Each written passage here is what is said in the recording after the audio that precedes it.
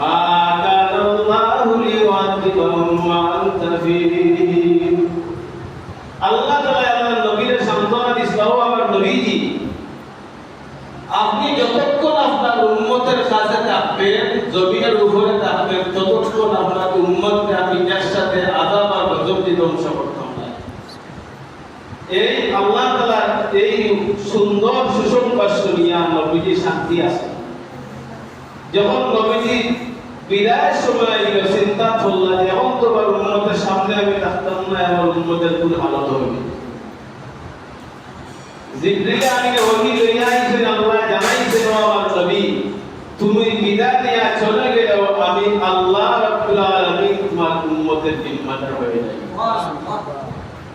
এতদিন তুমি ছিলে তোমার উম্মতের জিম্মাদার, আজ থেকে তোমার অনুপস্থিতিতে আমি আল্লাহ রাব্বুল আলামিন তোমার গুনাহগার উম্মতের জিম্মাদার।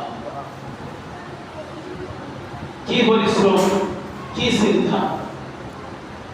এই পরিশ্রম করিয়া নবীজি সাল্লাল্লাহু আলাইহি ওয়াসাল্লামের মেরাজ তাকিয়া ইবাদত, নামাজ সর্বোচ্চ ইবাদত আপনার আমার জন্য নিয়ে আইছেন। আর আল্লাহ সহজ একটা সুযোগ দিয়েছেন যে তোমার দান আর মালগুলো আমারে দিলাও, তোমার দান এবং তোমার মাল এগুলা আমারে দেও, আর এগুলার বিনিময়ে আমি আল্লাহ তোমারে জান্নাত